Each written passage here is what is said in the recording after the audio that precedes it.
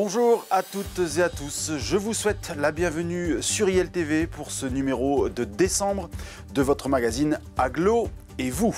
Au sommaire, ce mois-ci, nous verrons pourquoi et comment les agglomérations de Lens-Liévin et d'Hénin-Carvin se sont unies pour créer un office de tourisme en commun.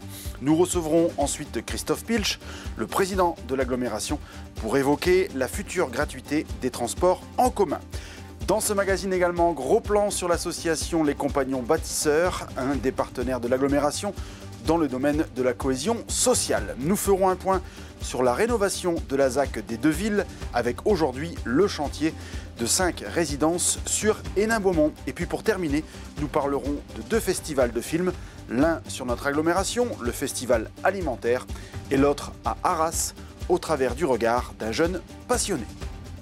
On débute donc ce numéro avec le rayonnement touristique de notre territoire. Si cela pouvait paraître illusoire il y a encore 20 ou 30 ans, l'idée de faire du tourisme à Lens, à Liévin, à Hénin ou à Carvin est devenue aujourd'hui une réalité. Le comité régional du tourisme des Hauts-de-France en est bien conscient et va accompagner le territoire dans le développement de la destination. Sébastien Zanchetta.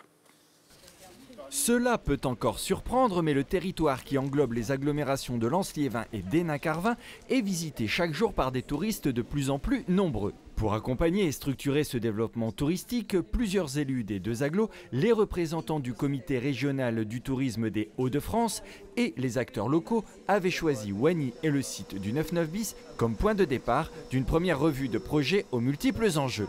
C'est une journée qui est vraiment très importante parce qu'on y signe un contrat de destination touristique. C'est un contrat qui va donner des moyens au territoire d'atteindre ses ambitions en matière de développement touristique. Donc c'est vraiment une journée importante et en plus on en profite pour en faire une revue de projet touristique. Et donc les élus viennent au contact des acteurs, comprendre auprès des grands sites de ce territoire, des portes d'entrée touristiques du territoire, quels sont encore les leviers à mettre en œuvre pour mieux accueillir nos touristes et transformer encore davantage l'essai. D'autant que depuis décembre 2023, ces mêmes élus ont choisi d'adopter une stratégie de développement commune en la matière en créant un office de tourisme intercommunautaire baptisé Lens Tourisme. Parler de tourisme dans notre territoire, c'était pas forcément facile et on n'était pas habitué à ça. Et aujourd'hui, quand on a décidé de le faire, on s'est rendu compte qu'on avait du potentiel. Et ce potentiel, forcément, si on le réfléchit à l'échelle de 2 agglomérations, il prend une dimension particulière puisqu'on est sur un bassin de population de 400 000 habitants avec vraiment des choses à montrer. En sachant dépasser les frontières administratives, les élus ont constitué un seul et unique territoire d'expérience touristique dont les visiteurs peuvent apprécier les multiples richesses des portes de la métropole lilloise à celle de l'Arajois. Une stratégie qu'accompagne désormais le département, la région et le comité régional du tourisme des Hauts-de-France à travers la signature d'un contrat de destination. Un territoire qui a énormément d'atouts, le tourisme industriel évidemment, avec l'histoire incroyable de ces hommes et de ces femmes qui ont construit le bassin minier, mais également le tourisme de mémoire, et puis le tourisme culturel également avec le Louvre-Lens, et puis voilà, des lieux uniques comme le Stade Bollaert. Donc ce territoire a énormément à offrir. C'est une destination qui est en construction, en devenir, et on va accompagner ce territoire dans le cadre de ce contrat de destination, évidemment avec des moyens financiers sur des projets qui seront ciblés et qui correspondront aux axes de développement futur de ce territoire. C'est une dynamique qui se crée chez nous et qui a besoin d'être accompagnée. Et donc qu'on soit accompagné par le département, par la région, avec des gens qui connaissent les problématiques du tourisme, c'est vraiment une force pour nous aujourd'hui et ça va nous permettre d'aller plus loin. Aller plus loin, comme par exemple avec ce dispositif innovant de l'Académie de l'Hospitalité qui verra le jour à Lens en 2025. À la fois incubateur dédié au métier de l'hôtellerie, café, restauration et projet démonstrateur du territoire, cette académie, dont la délégation a visité le chantier, participera à l'attractivité touristique d'une destination pour laquelle Sophie Willem se veut ambitieuse. L'ambition de ce territoire, c'est véritablement d'être un territoire de séjour touristique, de court séjour. La journée est trépidante, on n'a pas assez de temps pour en toute une journée couvrir ce territoire et c'est simplement ces portes d'entrée touristique. Il y a plein de pépites encore à travailler. Comment de Wany jusqu'à Vimy, on crée des expériences touristiques de séjour dans les prochaines années. Ouvrons à présent la page transport de ce magazine. Depuis le 4 novembre dernier, vous pouvez vous rendre en boutique ou sur le site tadao.fr pour remplir la demande d'abonnement gratuit qui sera effectif à compter du 1er janvier 2025. Pouvoir circuler gratuitement sur l'ensemble du réseau Tadao, c'est une décision forte de l'agglo Hénin-Carvin sur laquelle nous allons revenir avec son président Christophe Pilch. Monsieur Pilch, bonjour. Bonjour. Merci de nous accorder ces quelques minutes. Lors de vos vœux en janvier dernier à Courrières, vous annonciez la gratuité des transports. Quels sont les objectifs de cette décision majeure ? Cette décision a été prise suite à l'adoption par les élus de l'agglomération de notre projet de territoire écologique, avec la volonté d'avoir un effort et dans l'intérêt des habitants et dans l'intérêt de l'environnement. Et donc rendre le transport aujourd'hui gratuit sur l'ensemble de l'agglomération, ça sera moins de voitures, notamment aux heures de pointe où les embouteillages sont nombreux. Et ça permettra également aux personnes qui se déplacent pour le travail ou pas d'ailleurs, de le faire sans utiliser leur voiture. Et donc c'est forcément bénéfique pour la planète. Aujourd'hui, à partir du 1er janvier 2025, la gratuité ne concerne que l'abonnement annuel, c'est bien ça ?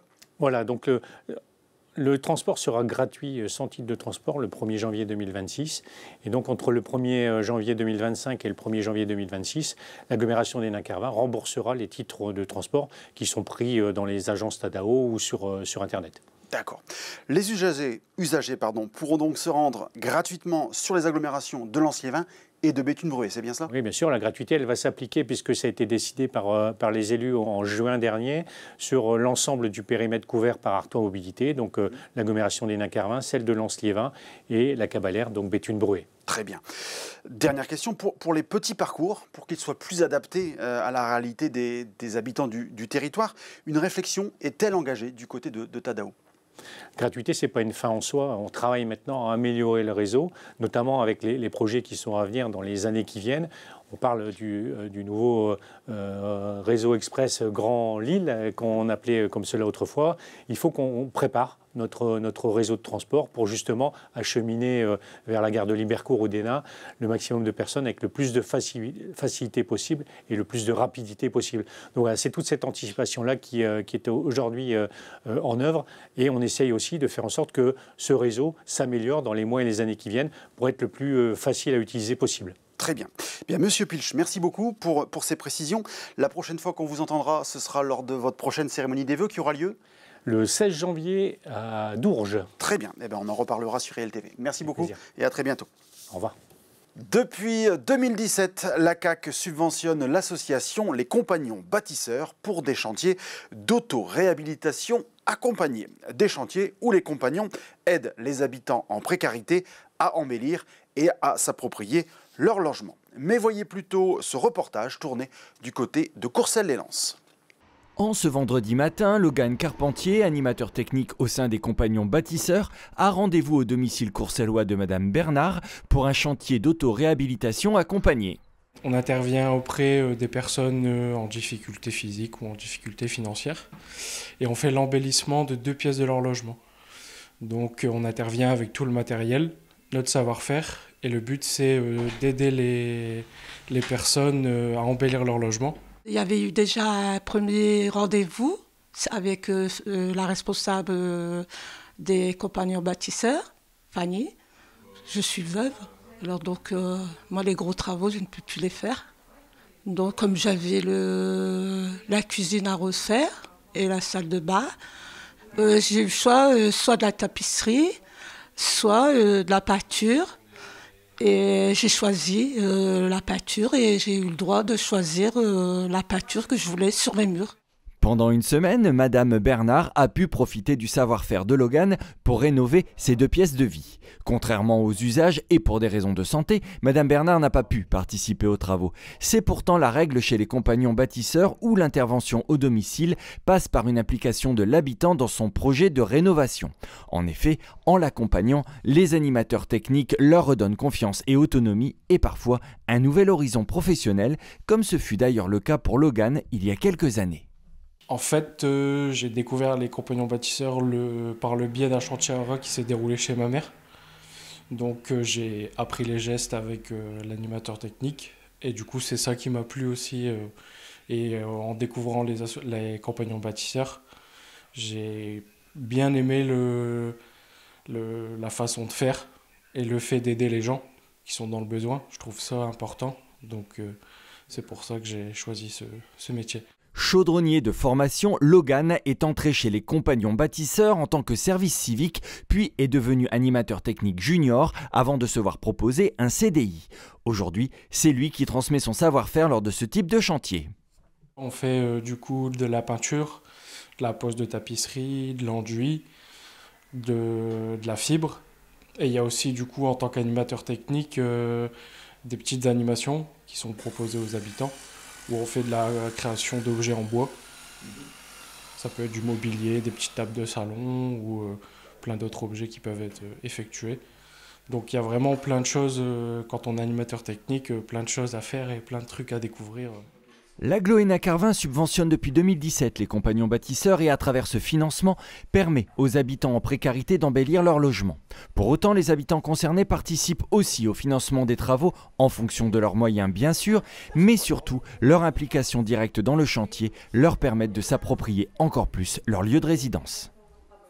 Objet de toutes les attentions dans le cadre d'un projet de réhabilitation multisite, la ZAC des Deux-Villes poursuit sa mue mois après mois. Gros plan aujourd'hui sur la rénovation de 5 résidences de Pas-de-Calais Habitat sur la partie héninoise de la ZAC.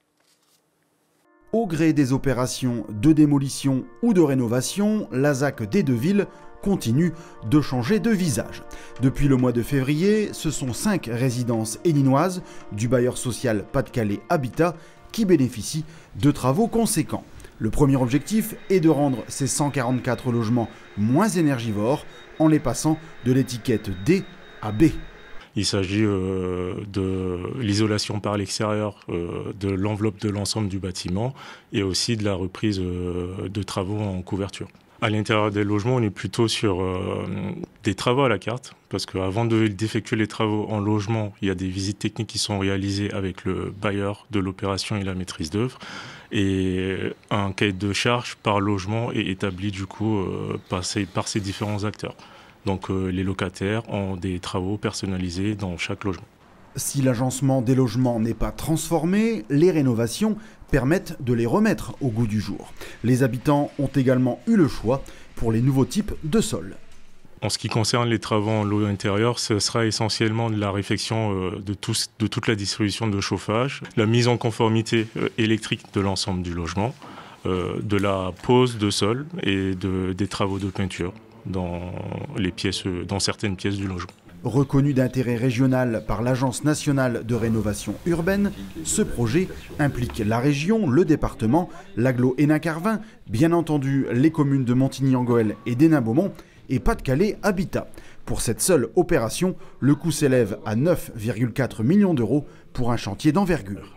On est sur 14 à 15 entreprises présentes sur l'opération avec un effectif moyen qui oscille entre 25 et 35 personnes tous les jours qu'on a sur l'opération. La rénovation des 5 bâtiments, la première depuis les années 1990, devrait s'achever au dernier trimestre 2025. Je vous emmène à présent au travelling de Courrières pour le festival alimentaire. D'abord uniquement parisien, cet événement rayonne aujourd'hui à l'international en présentant des films documentaires sur l'alimentation durable et solidaire. Un thème que développe également l'agglo Hénin-Carvin. Reportage. Initié en 2007 dans un cinéma parisien, le festival alimentaire est devenu un événement international autour de l'alimentation durable et solidaire. Du 25 au 29 novembre dernier, il s'est invité au cinéma Le Travelling de Courrières pour des séances quotidiennes. C'est parti d'une sollicitation d'un groupe d'agriculteurs du territoire qui voulait nous suggérer la projection d'un des films dans lequel ils apparaissaient, Paysans du ciel à la terre. Et les services de l'agglomération en ont profité pour raccrocher plusieurs autres films et documentaires de sensibilisation sur l'agriculture et l'alimentation, et pour en faire un festival donc sur toute une semaine. Les objectifs du festival ont ainsi rejoint ceux du programme alimentaire territorial, le PAT, initié par l'agglo Hénin-Carvin dans son projet de territoire écologique. Favoriser les circuits courts, promouvoir l'agriculture durable et une alimentation saine, autant de thématiques incontournables de notre époque. Un des objectifs du PAT étant de sensibiliser quand même le grand public, les publics scolaires autour de l'alimentation durable et de l'agriculture locale. C'est assez naturellement que les objectifs du festival alimentaire sont recroisés.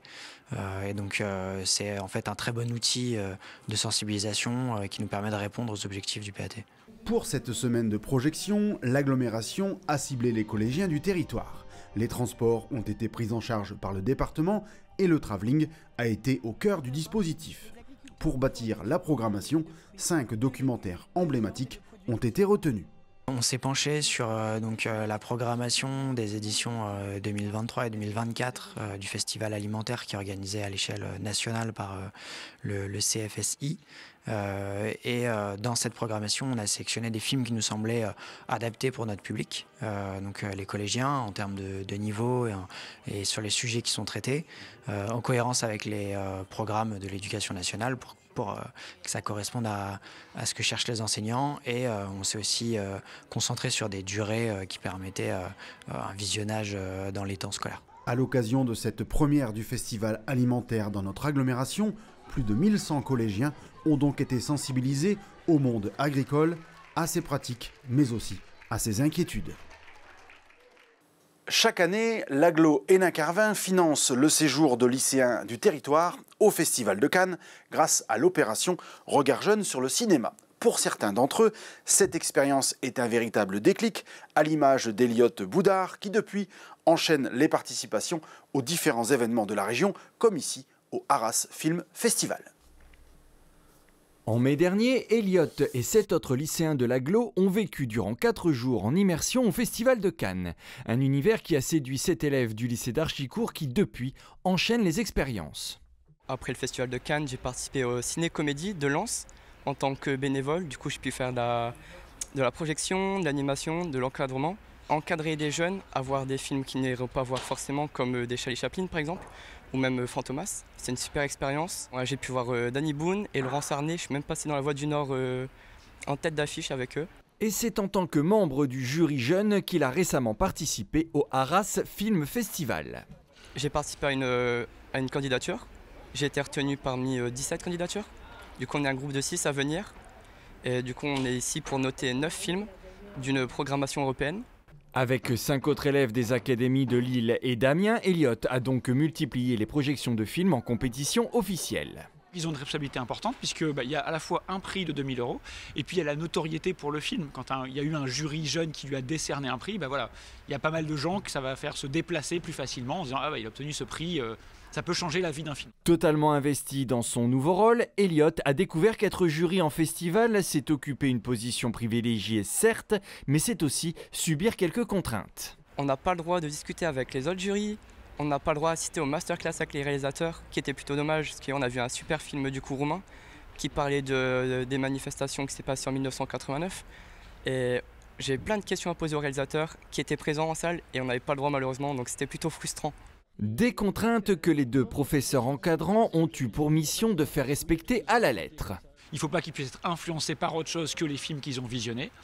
Et puis on s'assure également qu'il y a des vrais débats, que tout le monde puisse s'exprimer lors des délibérations, ces choses-là, que tout le monde puisse émettre son avis, qu'il y ait des débats constructifs, que chacun ait sa place, puisse apporter, donner son propre point de vue et qu'il y ait un débat argumenté. Au final, le jury jeune a rendu un verdict en 2 temps. Un coup de cœur d'abord attribué au film Marco, l'énigme d'une vie de Heitor Arregui et de John Gariano, et le prix Regard Jeune décerné à The New Years That Never Came, dont nous parle Lucie, interviewée par Eliott lui-même. Donc The New Year That Never Came, c'est un film roumain qui est sorti en 2024 et qui dure à peu près 2h20. Donc on suit du coup, en Roumanie 6 histoires qui sont intercroisées en 89, donc pendant qu'un esprit de révolte se développe dans le pays contre le régime communiste, où ils se rendent compte qu'ils sont en face de la fatalité du régime qui en réalité ne peut rien faire pour eux, et c'est à ce moment-là qu'on voit que leurs histoires sont interconnectées, parce que même s'ils essayent de se défendre, au final ils sont condamnés à subir le régime. Passionné de cinéma et d'audiovisuel, Eliott documente ainsi son parcours de découverte du 7e art, des expériences et des contenus dont il pourra se nourrir si un jour il décide d'en faire son métier. Ce numéro d'Aglo et vous touche à sa fin. Merci de votre attention, merci de votre fidélité. Et puis toute l'équipe se joint à moi pour vous souhaiter de bonnes fêtes pour la fin de cette année. Et nous on se retrouve en 2025. À très bientôt.